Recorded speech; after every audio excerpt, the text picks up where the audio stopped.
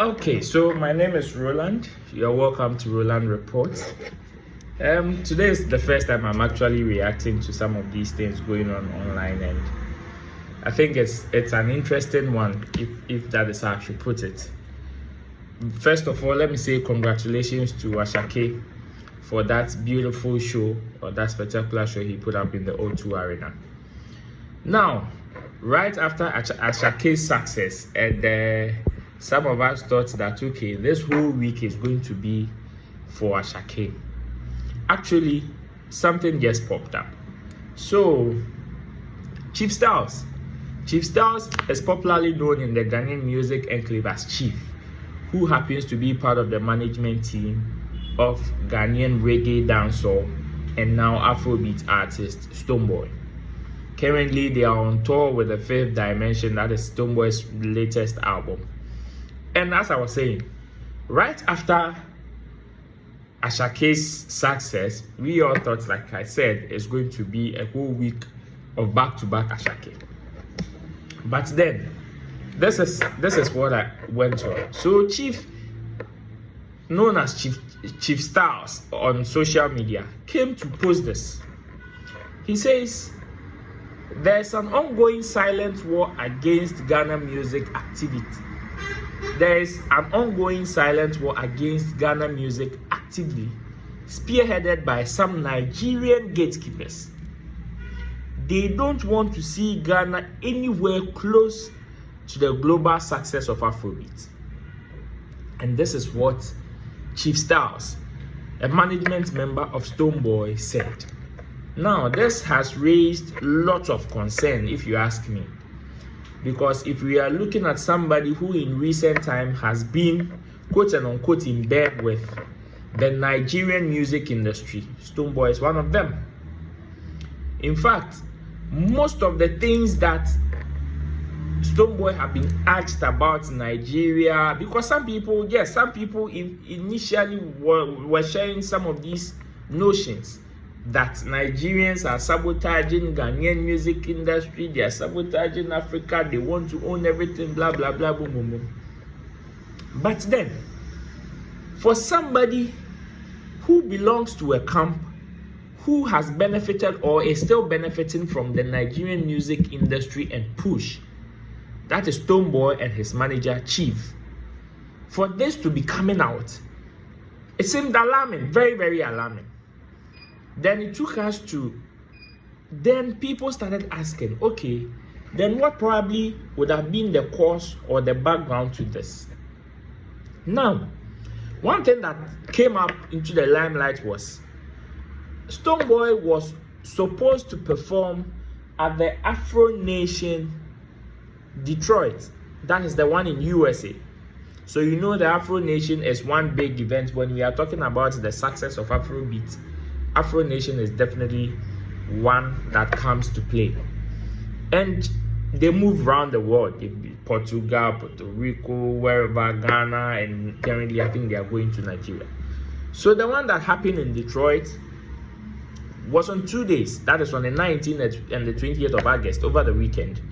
And on Saturday, it had, the main stage had Burna Boy, Ari Lennox, Kes Daniel, Lato, Daju, Skillibeng, Diamond Platinums, Victoni, and Nisi. And on Sunday, the main stage also had Davido, P Square, Koi Lire, Naira Marley, Masego, KC, Stonebwoy, La Bianca, and Ebony Riley. And in fact, so many people were looking forward to seeing Stonebwoy on that particular stage. But as I speak to you, there is no video to it that Stonebwoy performed on that event. So some of us started asking questions online, and my brother, big shout outs to NYB of Muse Entertainment or Muse Africa, also asked some of these questions online, and the replies that came was so alarming. In fact, one reply that came from one Abna Abraham says that it was mad disrespect to Stonebwoy and Ghanaian as a whole That is, they are referring to what happened at the Afro Nation Detroit in USA.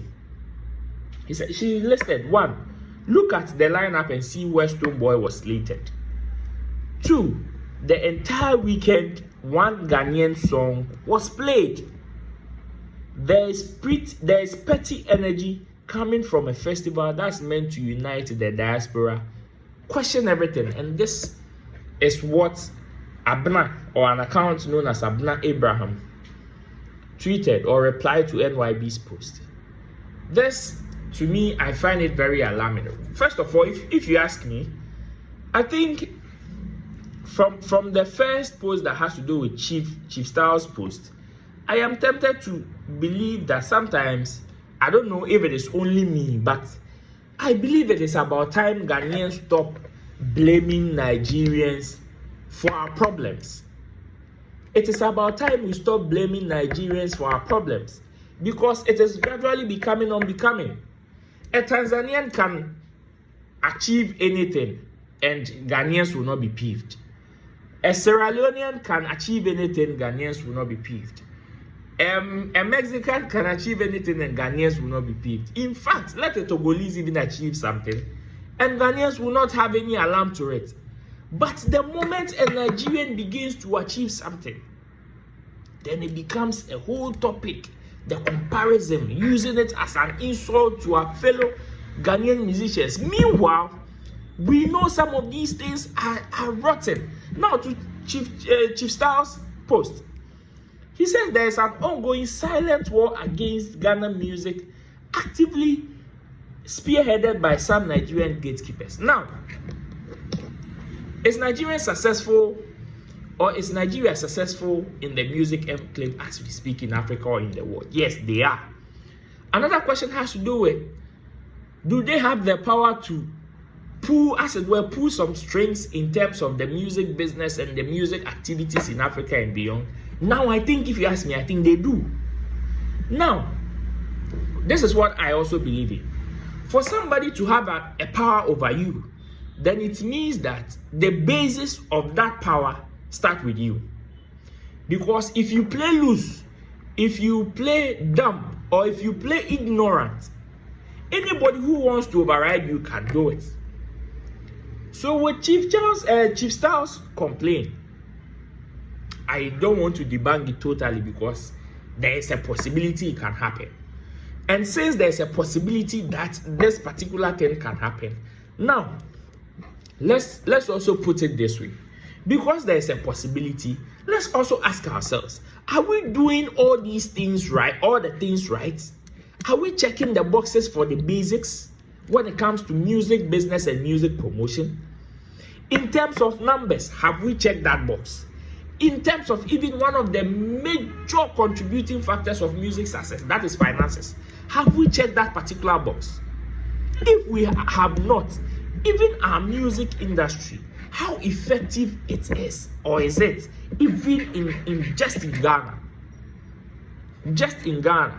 The other time, Stonebwoy raised the question that if we should leave Nigeria's music success out of Africa's music, like if we should take them out right now, is Ghana sure we can take the place of Nigeria and still hold that particular mantle? Or if Nigeria should give us the baton now and say, oh, we are going on a commercial break, do we think that we have that power to hold it and present it as they are presenting it to the world now?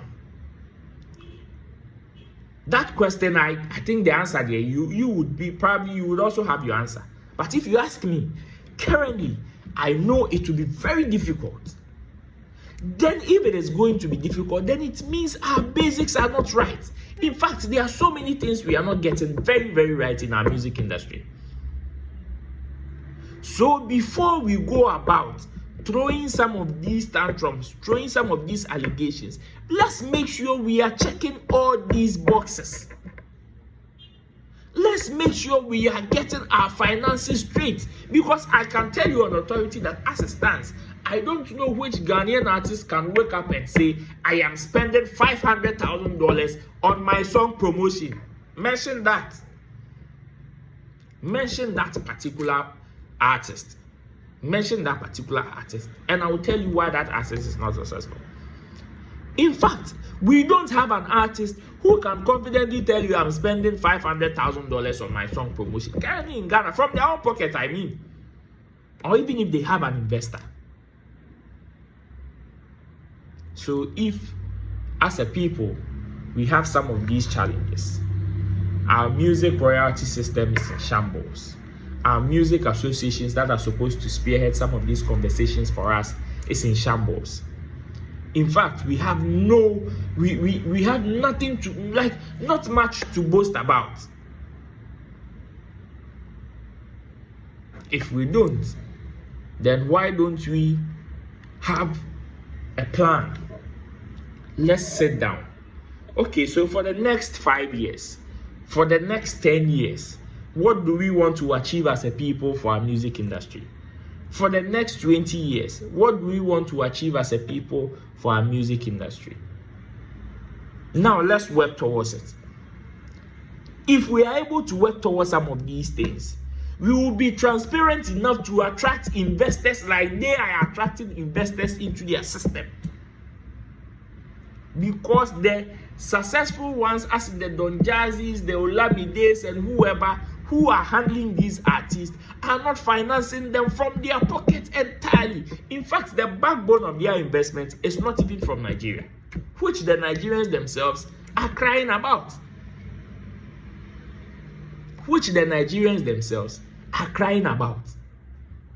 So what is our problem with the Nigerians are doing this? They are doing silent battles. They are doing this. They will do it. They will do it. How do you expect somebody that is feeding you to give? Like, business is not for the Pope. They will do something that will favor them. They will definitely do something that will favor them. When Kwame Nkrumah was taking artists, was trying to project Africa to the world, he was taking Ghanaian artists. He was not taking any other artist. He was taking Ghanaian artists. So why do you think a Nigerian would want to project you, a Ghanaian, more than his fellow Nigerians? Let's wake up. Let's wake up out of this slumber and just get our things straight. Let's fix our home. Let's fix the things that are rotting in our home. Let's fix it. Let's try to encourage. Ghanaians will always, you see, sometimes it is so disheartening, even from some of these artists. They will charge on these fans, and we are not united, and the fans will come and do this, and the fans will come and do that, the fans will come and do this, the fans will come and do that. But meanwhile, they get jobs here right now, they get jobs, and their first point of call is these Nigerians that they will come and tell you. It's the same Nigerians. And when the things go sideways, then they'll come and blame Ghanaians are not supporting the Ghanaians. But meanwhile, when you got the job, you gave it to a Nigerian. We are not practicing the things that we are preaching. Some people are not practicing the things that they are preaching. And we want to know the basics of our problems. The basis of our problems is not Nigeria. The basis of the Ghanaian music problem is not Nigeria. The reason why Ghana music is not flying is not Nigeria. There is a bigger problem to it. So yes, for Chief Styles' observation, there's an ongoing silent war against Ghana music, actively spearheaded by some Nigerian gatekeepers. They don't want to see Ghana anywhere close to the global success of Afrobeats. Unfortunately, even if this is true, it is what it is. And there is nothing we can do about it. Until we also, at that particular point in time, get hold of our age. We can't tell them what to do. They own the stage. They own the things we are yearning for. They own those platforms. So big ups to Chief Styles, or big ups to Chief for that observation. But you see this thing, we know it. We've seen it. And we know it exists, and we know it can happen. But one of the biggest problems is that we need to make sure we get our things straight. if we get our things straight, some of these things wouldn't pain us. Peace out. Make sure you subscribe. Make sure you subscribe, you follow, and like. Well, this is my first time doing some of these things. I don't know if you love it. Maybe subsequently I can give you breakdown and reactions to some of these things. Until then, stay safe and just be kind to everybody. Peace. We are out.